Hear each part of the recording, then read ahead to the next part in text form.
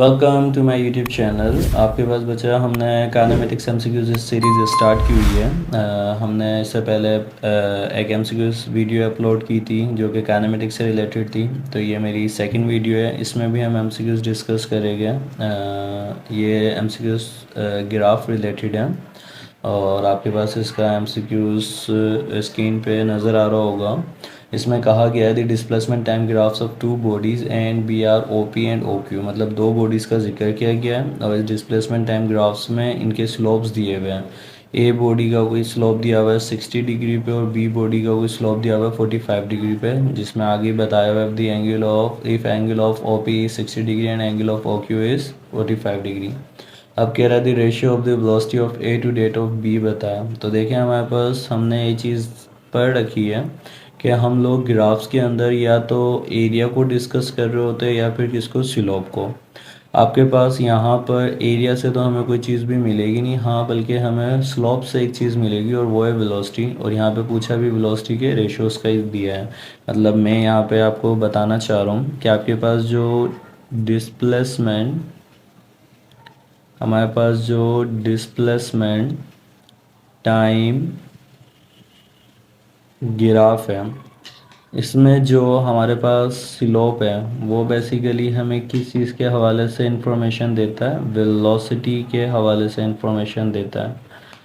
अब देखिए बच्चा, आपके पास स्लोप हमने देखा था कि हमारे पास स्लोप के फार्मूलाज तीन हमने डिस्कस किए हुए हैं। पहला हमने स्लोप का फार्मूला जो डिस्कस किया हुआ था वो क्या हुआ था in terms of rise divided by run.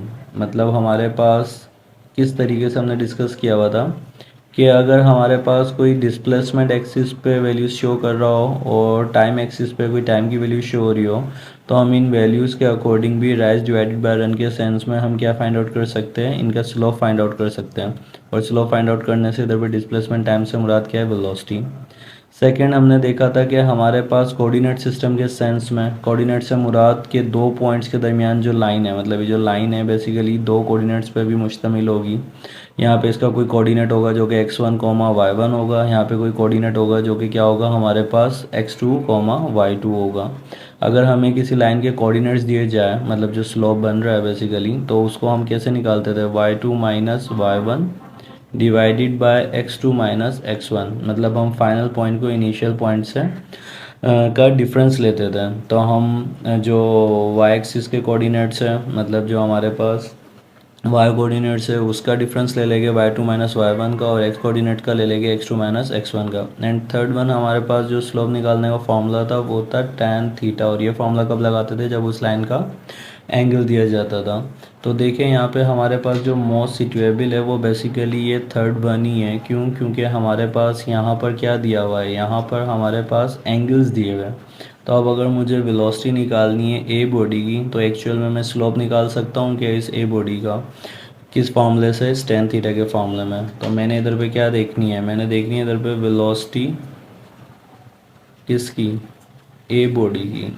अगर मैं वेलोसिटी देखूँ किसकी, ए बॉडी की, और मैं साथ में वेलोसिटी देखूँगा किसकी, बी बॉडी की, और साथ में वेलोसिटी में किसकी देखूँगा, बी बॉडी की। अब देखिए इसको अगर सॉल्व करना है तो मेरे पास इधर पे वेलोसिटी ऑफ ए आ जाएगा किसके बराबर, tan थीटा। और इधर पे जो tan थीटा है वो मेरे पास एक्चुअल में क्या है, इधर पे tan 60 डिग्री है। कितना है, tan 60 डिग्री। और tan 60 डिग्री हमारे पास होता है रेडिकल 3।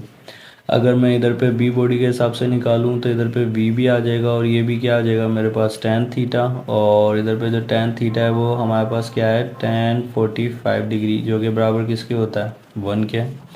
अब हमें रेशियो ही फाइंड आउट करना था वी आवर वी बी का। तो वी आवर वी बी करूँ तो बेसिकली क्या हो जाएगा, रेडिकल 3 डिवाइडेड बाय 1। तो बेसिकली हमारे पास इधर पे जो रेशियो आ जाएगा वो क्या आ जाएगा, रेडिकल 3:1। तो ये हमारे पास इसका क्या आ जाएगा, आंसर। तो हमारे पास इस एमसीक्यूज़ में जो हमें आंसर देखने को मिलेगा वो क्या होगा, रेडिकल 3:1। Thank you.